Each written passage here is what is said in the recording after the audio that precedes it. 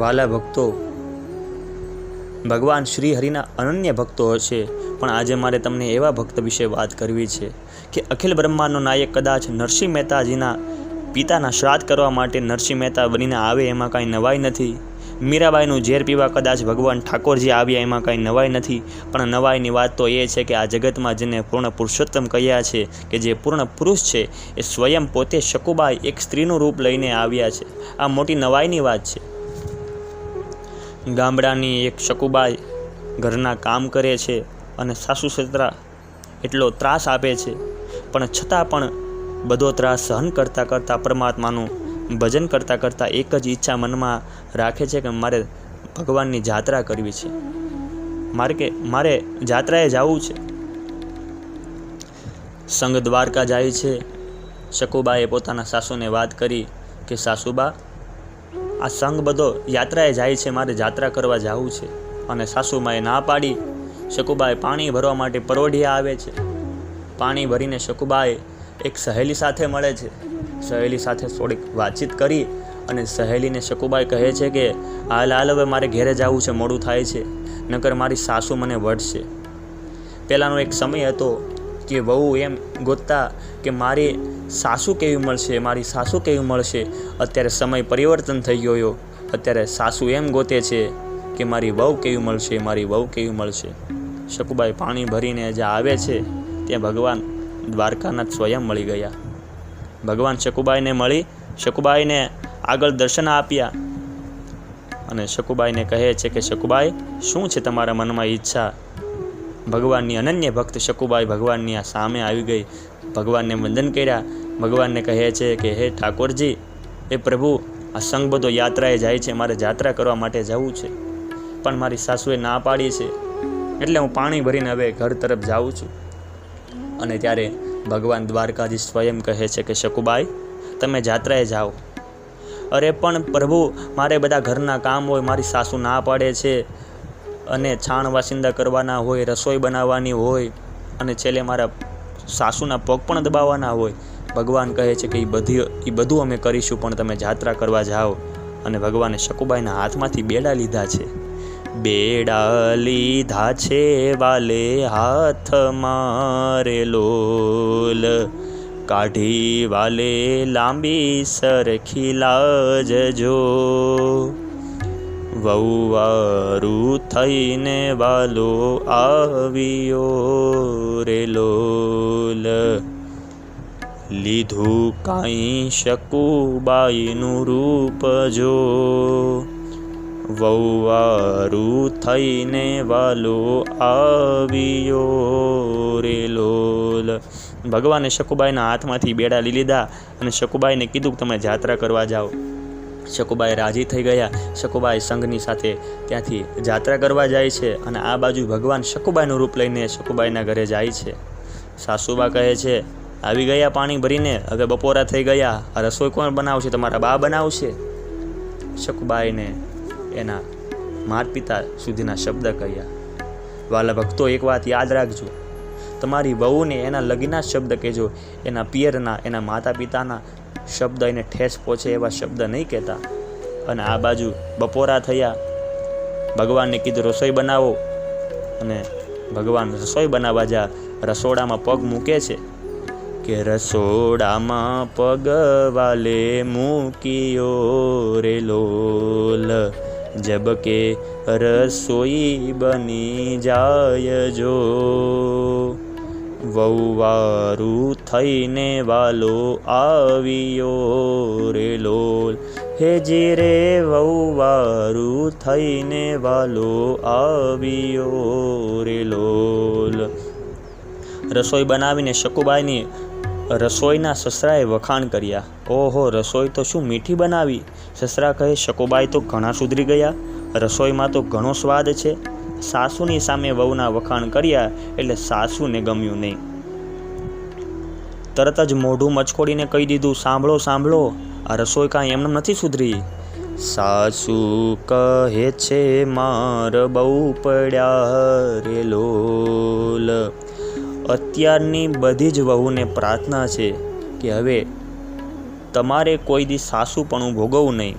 તમારે તમારી સાસુ સાથે સારો વ્યવહાર રાખો, કેમ કે આગળ તમારે પણ પછી સાસુ થવાનું છે, અને જેવું કરો એવું જ ભરો એ ભાવના કોઈ દી ભૂલશો નહીં. તમે તમારી સાસુ સાથે સારો વ્યવહાર નહીં કરો તો તમારા દીકરાની વહુ તમારી સાથે સારો વ્યવહાર નહીં કરે. સાસુ કહે છે માર બહુ પડ્યા રે લોલ, માર વિના સુધરે નહીં નારજો. વહુવારું થઈને વાલો આવ્યો રે લોલ, હેજી રે વહુવારું થઈને વાલો આવ્યો રે લોલ.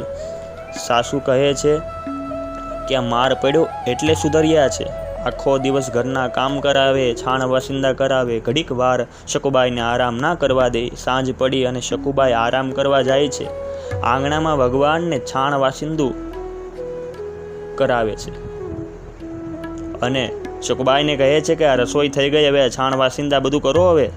અને આંગણામાં એ ભગવાન છાણ વાસિંદુ કરતા હશે, ભગવાન કેવા લાગતા હશે હે. છાણ વાસિંદુ કરે શામળો રે લોલ, છાણ વાસિંદુ કરાવે. હવે છાણ વાસિંદુ પરિપૂર્ણ થયું અને શકુબાઈ સાંજ પડીને શકુબાઈ જે આરામ કરવા જાય છે ત્યાં સાસુ કહે છે કે શું આમ ઘડીક વાર હવે પગ દબાવો. હવે શકુબાઈ સાસુના પગ દબાવવા જાય છે. સાસુ પોઢ્યા છે પલંગ મારે લોલ, વાલો મારો પગ દબાવવા જાય જો. વહુવારું થઈને વાલો આવ્યો રે લોલ, હેજી રે વહુવારું થઈને વાલો આવ્યો રે લોલ. ભગવાન પગ દબાવવા ગયા, સાસુની સેવા કરે છે. દિવસો પછી દિવસો વ્યતીત થવા લાગ્યા. એમાં શકુબાઈનો સંગ હવે પાછો આવે છે. એમાં દિવસો પછી દિવસો વ્યતીત થવા મળ્યા અને શકુબાઈ એ સંગમાં એવા ગીતો ગવડાવે છે, એવા ધોળ ગવડાવે છે અને એવો આનંદ કરે છે. શકુબાઈ ભગવાનના મંદિરમાં જાય અને મંદિરમાં ભગવાનના ગીતો ગવડાવે છે. શ્રી રાધે ગોવિંદ ભજ મન શ્રી રાધે હો, શ્રી રાધે ગોવિંદ ભજ મન શ્રી રાધે. શકુબાઈ તો ભગવાનના કીર્તન ગવડાવે. ધીમે ધીમે સંઘ હવે પાછો આવતો થયો. ભગવાનને ખબર પડી સંઘ હવે પાછો આવે છે. એવામાં સંઘ પાછો આવ્યો રે લોલ. ભગવાને વિચાર્યું કે સંઘ પાછો આવે છે અને હવે જો હવે સંઘ પાછો આવી જાય ને બે શકુબાઈ ભેળી થઈ જાય તો માથાકૂટ થઈ જશે. સંઘ ગામના પાદરે આવ્યો છે. ત્યાં ભગવાને બેડા લીધા હાથમાં અને ગડગડતી દોટ ખાંડી ભગવાને ગામના પાદરે ગયા અને સંઘના બધા વ્યક્તિઓ પોતપોતાના ઘરે જાય છે અને શકુબાઈને કીધું ઊભા રહ્યો એમ નહીં જાતા. બેડા દીધા શકુના હાથમાં રે લોલ. મૂળ શકુબાઈના હાથમાં હવે બેડા આવ્યા છે. ભગવાને એટલું કીધું શકુબાઈ જાત્રા કરી. શકુબાઈની આંખોમાં આંસુ આવી ગયા. હો પ્રભુ, આજે ધન્ય થઈ ગઈ, મને દ્વારિકાની જાત્રા થઈ. શકુબાઈ લ્યો આ બેડા તમારા હાથમાં, અને મારી એક વાતનું યાદ રાખજો. શું પ્રભુ? કે શકુબાઈ એક વાતનું ધ્યાન રાખજો, તારી મારી કોઈ ન જાણે વાત જો. તારી ને મારી આ વાત કોઈને કહેતા નહીં. હા પ્રભુ, તમે કલ્પના તો કરો શકુબાઈનું મન ભગવાનમાં કેટલું હશે કે ભગવાન પોતે વવારું થઈને આવ્યા, ઘરના કામ કર્યા અને શકુબાઈને જાત્રાએ મૂક્યા છે. કેટલી એની ભગવાન પ્રત્યેની ભાવના, કેટલી નિષ્ઠા હશે શકુબાઈની. પોતાની આંખમાં આંસુડા લૂછીને હવે શકુબાઈ ઘર તરફ જાય છે. પણ જતાં જતાં શકુબાઈ એટલું કીધું કે પ્રભુ એક વાત કહું. બોલો શકુબાઈ. શકુ કહે છે કે પ્રભુ મને તમારી હારે લઈ જાઓ. શકુ કહે છે લઈ જાવ ને સાથ મારે લોલ. પ્રભુ હવે સંસારમાં મારે નથી રહેવું, તમારી સાથે લઈ જાઓ. ભગવાન કહે છે કે ના શકુબાઈ, તમારે હજી વાર છે. તમે હજી યાત્રા કરો, ભજન કરો, સેવા કરો. ભગવાને ના પાડી દીધી. શકુબાઈએ ભગવાનની આજ્ઞાનું પાલન કર્યું. શકુબાઈ બેડા લઈને ઘેરા આવ્યા. ઠાકોરજી દ્વારકાએ ગયા અને એમાં ઘરના કામ કરતાં કરતાં શકુબાઈ બરાબર ઘરના કામ કરે છે. અને એક વખતના સમયે એક સાધુ આવીને શકુબાઈના આંગણે બેઠા છે. ઓસરી ઉપર સાધુ બેઠા છે અને શકુબાઈની સાસુ પાસે આવીને શકુબાઈના વખાણ કરે છે અને કહે છે કે એ બેન, તું કેવી ભાગ્યશાળી છો. કેમ? મારા ભાગ્ય તમને કેમ ખબર? અરે બેન, તારા જેવી ભાગ્યશાળી બાઈ હોય ને એને આવી વહુ મળે. શું તારી શકુબાઈ કાંઈ કેવા હું ગીત ગાય છે, હું ધોળ ગાય છે?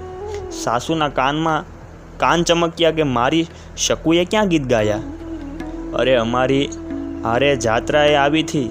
જાત્રામાં એવા ગીતો ગાયા છે, એવા ગીતો ગવડાવ્યા છે કે લોકોને બહુ ગમ્યા. અમને કોઈને હાલવાનો થાક જ નથી લાગ્યો એવા ગીત ગાયા છે. સાસુ કહે છે, અરે મહારાજ, મારી શકુ ઘરમાં કામ કરે છે, જાત્રાએ ક્યાંથી આવી હોય? તો સાધુ કહે કે તો પૂછી લે શકુને, ખબર પડી જશે હમણાં. પૂછો શકુબાઈને.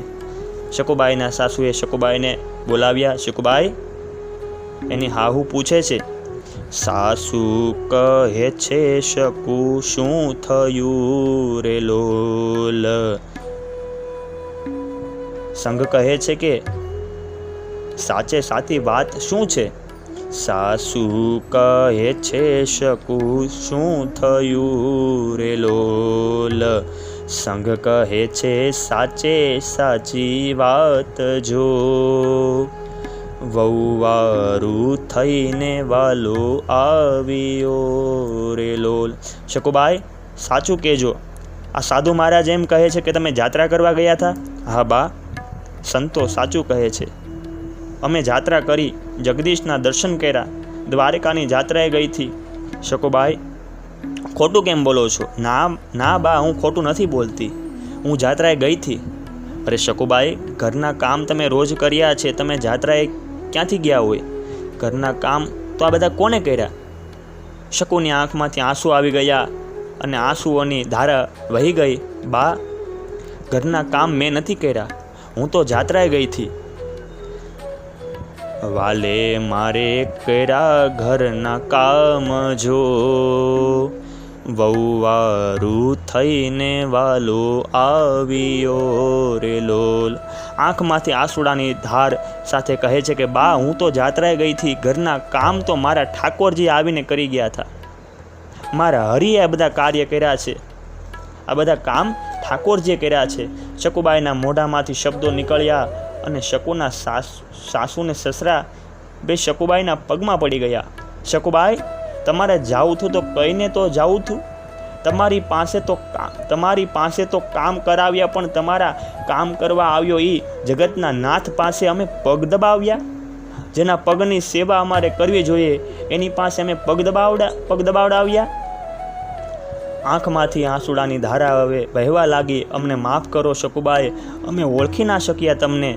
અને છેલ્લે રામ ભક્ત કહે છે, રામ ભક્ત એના ગુણ ગાય છે રે લોલ, નિર્ધને આધીન ભગવાન જો, વહુવારું થઈને વાલો આવ્યા રે લોલ. શકુબાઈના અંતરની પ્રાર્થના હતી, ઈચ્છા હતી એ ભગવાને સાંભળી. આ શકુબાઈના આખ્યાન સાથે ભગવાન દ્વારકાનાથને પ્રાર્થના કરું કે શકુબાઈના પ્રભુએ કામ કર્યા એમ તમારા બધાના કામ પણ પ્રભુ પરમાત્મા કરે એ ભાવના સાથે આ શકુબાઈના પ્રસંગની વાતને હું વિશ્રામ આપું છું. જય શ્રી કૃષ્ણ. રાધે રાધે.